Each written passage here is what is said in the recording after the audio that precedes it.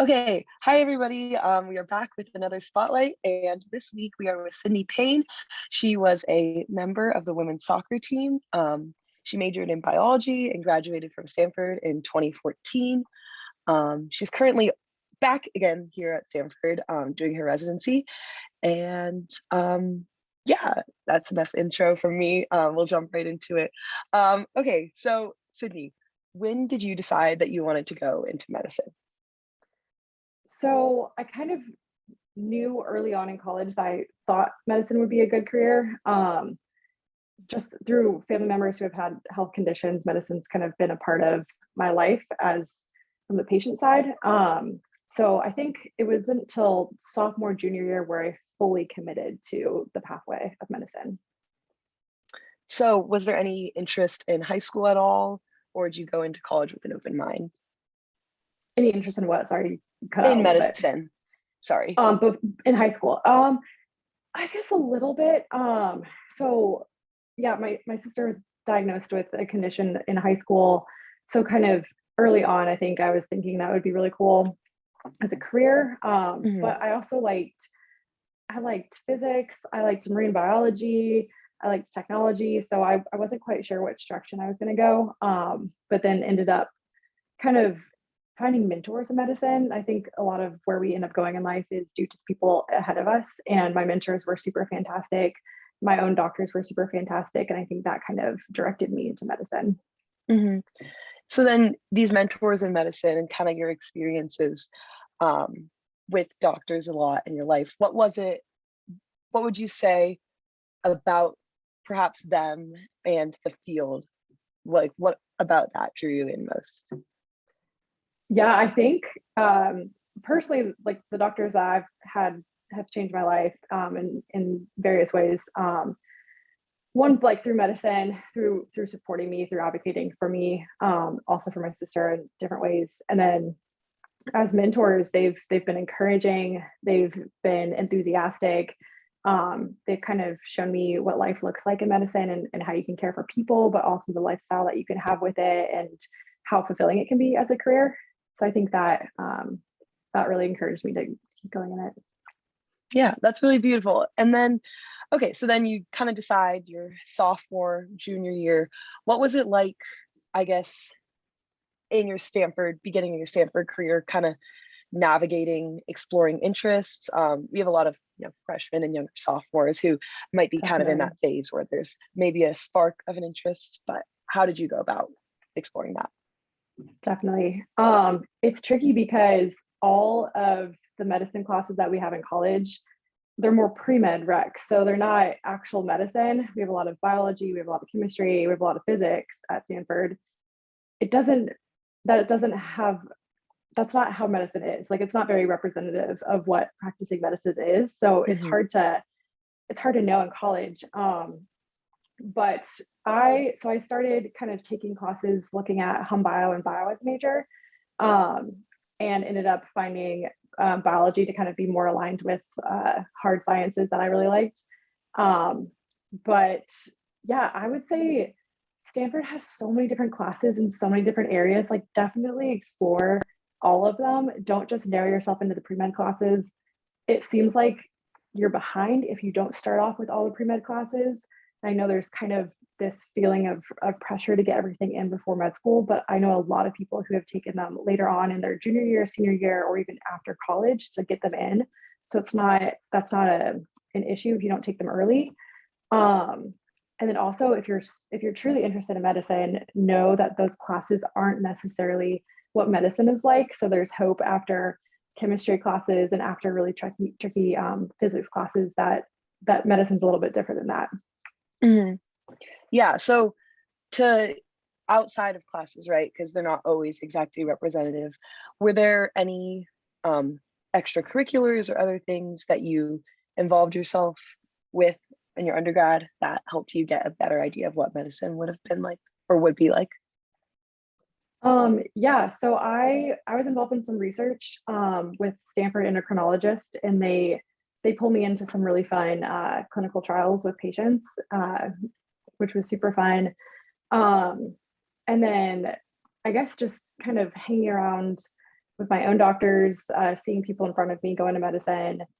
I didn't do a ton of medicine specific extracurriculars. I think a lot of my time was spent on the soccer field or studying. Let's see what else. I did like work with this nonprofit group, and actually founded this nonprofit with some friends that was trying to help one of the medical problems that we were trying to address in the type 1 diabetes world. So that was kind of cool.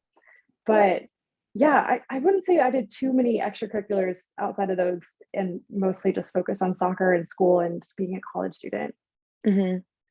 Yeah. So then, okay. So then you said you decided to, or like, were more decided by your junior year at least. How did you go about like thinking about the med school application process, or like deciding when you were going to do it, or starting all the MCAT stuff and everything? Definitely. I think I asked some people who are a year or two in front of me for advice. And I definitely advise that because they're the closest to the process. So they know the ins and outs and kind of what worked and what didn't. I asked them for recommendations on MCAT studying and kind of applications and when to apply. And that was super helpful. So I would definitely try to find a mentor who's in med school or just went through the process. I think Kaplan was the MCAT system that I went through. It changed after I took it. So I took the old MCAT version, and now there's a new one that's, I think, a little bit longer with more psychiatry sections, or psychology maybe. But yeah, getting the app together, I think you start thinking about letters of rec, you start thinking about who your favorite mentors are, and what you can speak to with your work ethic, your character, and kind of who you want to write on your behalf. You start working on your personal statement, which sounds really daunting, but you just got to start and then ask a million people to edit it. Yeah, you just kind of like chip at it a little bit every day. I would say end of junior year, beginning of senior, depending on when you want to apply. Some people apply during junior year. But eventually all that little work adds up, and then you have your application ready to go. Yeah. And then, so foreshadowing, because I already asked you about this before the interview, but you did decide to go play professional soccer after college. So kind of what was that like as you were deciding, like, am I going to go to med school right away, or am I going to continue going with my sport? And how did you make that decision? Yeah, it's super tricky because we play our sports our entire lives, and then there's a point where you want to continue, but you also don't know how long you can keep playing. And especially if you are interested in a career like medicine, it's a long road and a long pathway. So it does make sense to start it early. So for me, it was tricky to decide. I knew I wanted to continue to play. I didn't know how long. I didn't know if I should apply before going to Europe or after. There's just a lot of uncertainties in the process of applying to medical school. And also professional soccer. There's a lot of uncertainties of when your contracts are going to be, where your season's going to be, when it's going to end. So I ended up actually applying the fall after I graduated. So I graduated 2014, and then applied, did all the primary, secondaries, started interviewing, and then I actually signed a contract to play in Denmark before I finished interviewing, which maybe wasn't the right thing to do, but I felt good about it. Went over to Denmark. I actually ended up taking 2 interviews virtually from Denmark at like 3 a.m., which was interesting. But they worked with me. The schools worked with me, and I knew at that point, like a deferral was a possibility, because some of the admissions advisors and at different schools, I had kind of asked a little bit, like, is this a possibility? Do you guys offer deferral? And most of them said yes, but it's like on a need basis and it's on an individual basis. So then I ended up getting accepted to multiple schools, asking the ones that I got accepted to if I could defer. And then I ended up choosing Vanderbilt, and I ended up deferring for 2 years at Vanderbilt. That's before awesome. I came back to start. Yeah. And then I think this is like fun and interesting, right? Because you like applied and could have just gone right away, but then you got to go play professionally for 2 years. So how do you think like that, I don't know, I guess contributed to your journey, like in maybe expected or unexpected ways? Yeah. So I think and maybe I'm biased, but I think athletes are like such an asset in medicine because we know how to be accountable. We know how to work in teams. Hmm. We have hard days and we still have to push through and get through training. Um, I think there's a lot of skills that being an athlete teaches you, and it teaches you to be a really, I think, a really great medical student and then a really great physician, just because of those skills about teamwork, hard work, accountability. So I think playing 2 more years kind of was similar. I learned, constant hard work. I learned how to work with different teammates from all over the world, kind of transverse language barriers. But I think it also gave me a perspective of I love soccer, but I think I want more in life than to just play soccer. And I kind of missed thinking and learning. So Hmm. it was actually after 2 years, it was time to kind of put away the cleats and go back into studying and learning. And Yeah, I was just gonna ask. I was gonna ask, was there ever a point where you considered, keep continuing? Because right, you were in a deferral program, so there was a little bit of a timeline of when you had to get back. But that's really cool that it left you even more ready to go back to school. So then, yeah, what was it like going back from, a 2-year gap, no school, to going back to school? yeah, definitely different, very different life that I led after going back. The first year at Vanderbilt is all classroom, so you're sitting in the lecture hall, and I think I was just like antsy in the back of the lecture hall, like wanting to move, wanting to work out, and it was hard to sit and focus. But eventually, you put the work in every day, and it starts to get easier. It starts to add up. All the hours you put in learning and studying start to pay off. But definitely different than the soccer world where I was training twice a day, playing games, just hanging out after training, to more of a busy, faster pace of life with lectures, studying, going to clinics, things like that. Hmm. Were there any things you found that made that transition easier, transition out of sport, especially going from like the full professional level? Um, Um, Things that made it easier. yeah, or just like ways that you went about that transition. Um, let's see. I think still making sure you get your workout in every day and kind of Hmm. satisfying that like movement, athletic piece every day was helpful. Also just finding a close group of friends to be with, to study with, and commiserate with is always helpful. Um, and just like I think we're all used to it with Stanford, but we're used to maximizing our time. We're used to making the most of opportunities, um, kind of fitting in, studying in little bits. So the skills that we've done our whole lives, high school, college, they come back again in med school. Hmm. And you do the same thing. You kind of fall into that rhythm. Hmm. Yeah. Okay, so then in your time in med school, I guess let's start with like happy. What was your favorite part about med school? Or like Favorite part. some great parts if there's multiple. Yeah. Well, our med school, so Vanderbilt's really cool. It's called the Harry Potter School of Medicine because they divide you into houses. So your first day, you get sorted into one of the colleges at Vanderbilt, and that Mhm. becomes like your family. Like you really get to know the people in your college. You meet with them once a week in the learning community. You get to know people through all 4 years in your college. So that's pretty special. And then I guess like the people that you meet in med school are fantastic. They're great people. They're doing amazing things. Um, and we had a med school prom every year called Cadaver Ball, which was always super fun.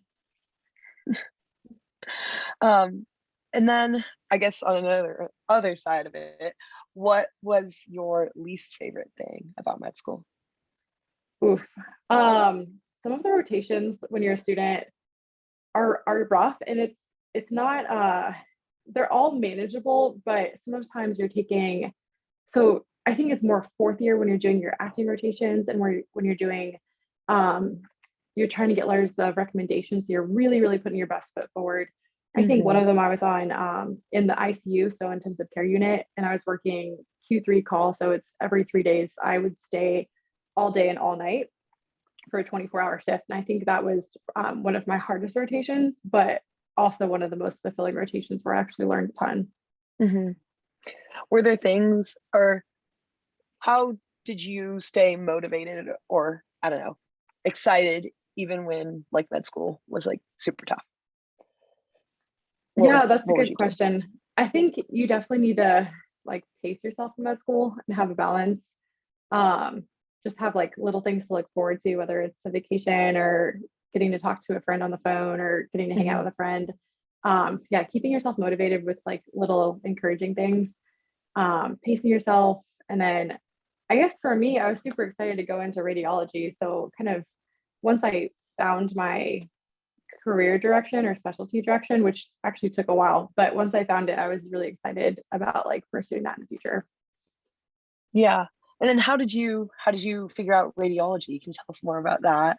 Like what it Great was like question. choosing a specialty? Yeah, it's super hard to choose specialty. You go through all of your rotations. Radiology is not a required rotation actually, so I got lucky that I stumbled into it. Um, but I felt like the radiologists were super smart. They got to sit down and really think all day long, and they got to see the coolest pathology from the entire hospital just filter into their computers. So any cool case in the hospital, they got to see. Mhm. And they were also just like the kindest, smartest people, and I loved kind of being around them. So Mhm. that drew me in. So did you know kind of immediately during that rotation that that was the one you wanted? I think I did. And it was later on. So I had already done all of my core rotations and nothing Mhm. really stuck. I liked them all, but I didn't love any of them. And Mhm. then I was in the reading room and you get asked, they're called pimp questions. It's like if you know random facts about patients or if you know like certain pathologies. Um, and a song came on in the reading room and they were like, this is a question for you. What are the four names of the Beatles? It was a Beatles song that came on. And I was like, I can do this field. This is a great question. Yeah. Um, it was just a really good environment. I think that's how people end up finding their specialty is they find a mentor, they find an environment that they really like to work and something that keeps them interested all day long. And that kind of ends up where they go into. Mhm. Yeah. So then what was it like, after you decided that and going through like the matching process and toward the end of Yeah. school? Um, that yeah, the match process is a whole nother process. It kind of feels like you're applying to med school again, but that next level. So again, you look at the people that you're closest to with mentors and you see who can write you a strong letter of recommendation. Um, you are also kind of thinking about yourself and why you wanted to go into that field when you're writing your personal statement and your journey a little bit. Um, you put all of your board scores down on your application. Again, it's kind of just like grabbing all those pieces and putting your best foot forward. Interviews felt very much the same.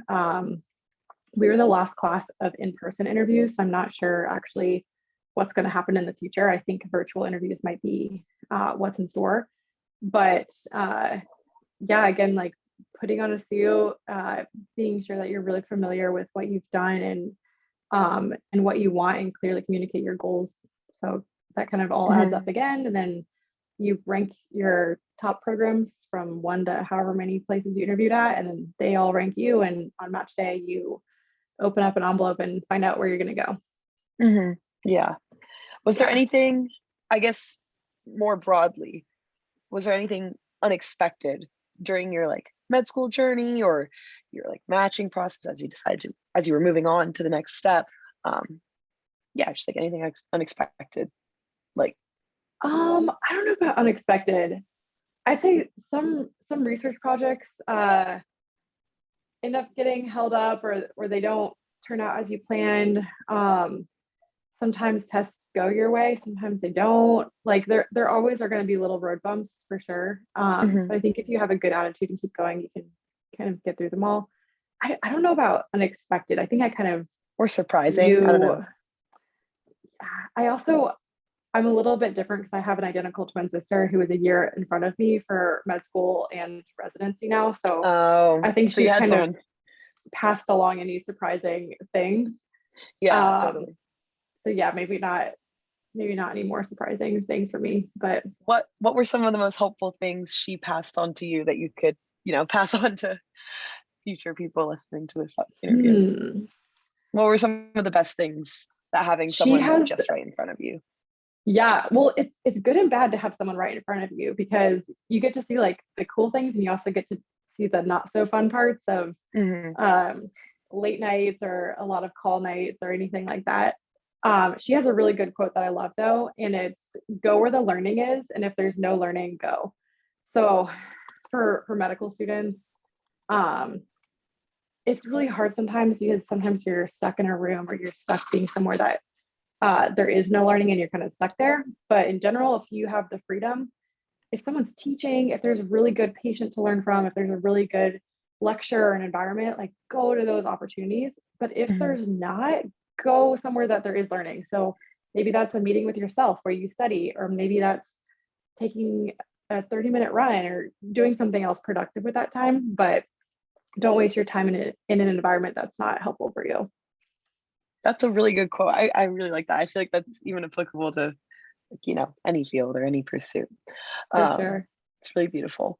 Okay, so then, yeah, so matched, and then you had your internship, and you are now currently in your residency. So I guess what has that been like, that transition into the next stage of Yeah. your So every year you get more responsibility.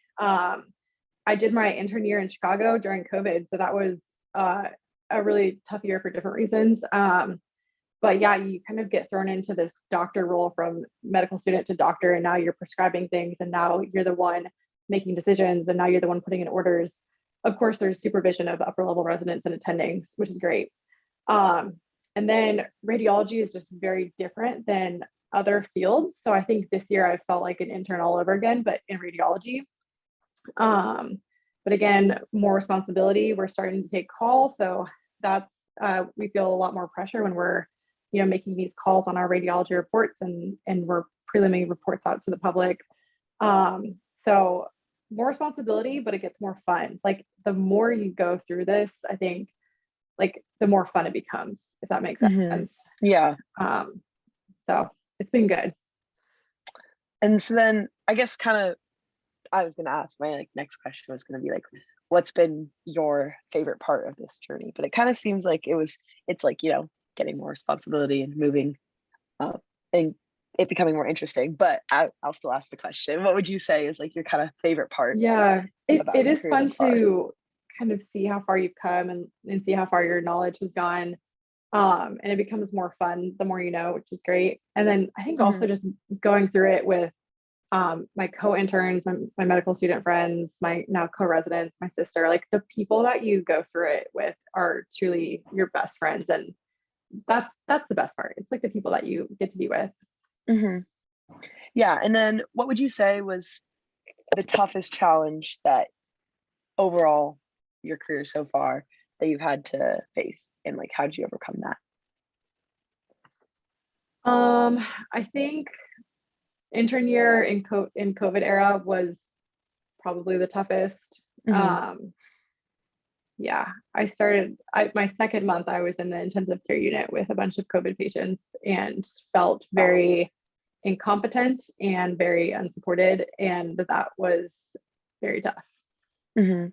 And then how did you get through that, or what were the things that helped you kind of? Um, I think just leaning on my background of medical school knowledge that I had and like trusted the training I had, Hmm. um, and had to kind of go out on a limb and make some decisions. But also not being afraid to call for help when I needed to, and Hmm. knowing that it is okay to ask for help. And also that we all are trying our best, but sometimes we like truly cannot save somebody or truly cannot do everything. And just kind of Hmm. giving myself grace and understanding that you can't always do everything. Hmm. Yeah. And then I guess kind of like my last question that I wanted to ask is like, what is your kind of next step, or what are you most excited about going forward, and where do you see yourself? Like, what's next? Yeah, great question. So I have 3 more years of general radiology training and Hmm. then probably a fellowship. Like 95% of radiologists do a fellowship. Hmm. So that would be 1 more year. So we've got 4 more years of training. I think I'm going to do a fellowship in musculoskeletal radiology, Hmm. which is looking at all the bones and the muscles, which makes sense, I think, with athletic background. Yeah, totally. And there's some procedures involved, which is super cool. So Hmm. hopefully, I'm excited to just keep learning radiology, keep growing as a radiologist. I start taking a lot more call this year, which will be interesting and also exciting. Hmm. And then yeah, hopefully I get to match at a fellowship and get to train to be a musculoskeletal radiologist and get to look at all the bones and muscles. That's really cool. I know like the athlete to orthopedic surgeon pipeline is super strong, but maybe people will be Totally. inspired and will strengthen the athlete to musculoskeletal radiologist pipeline. Yes, I love it. I Yeah. think we should work on that pipeline. Yeah. And then just before we wrap up, I wanted to ask, is there anything I missed that you wanted to add? Um, I think you touched on almost everything. Hmm. I'd say just yeah, enjoy the journey. It's a long journey, so you got to make sure you celebrate the small things and you know call your friends, hang out with your friends, be there for your family, go to your doctor's appointments. Like life does not stop even with medicine or this long road of medicine. So make sure that Hmm. you don't put things on hold that you should also be doing. Hmm. Yeah. Okay, well, thank you so much for sharing your journey with us and some amazing advice. I'm sure everybody watching this will enjoy this interview as much as I did. Uh, thank you. Absolutely. Thank you for inviting me to interview.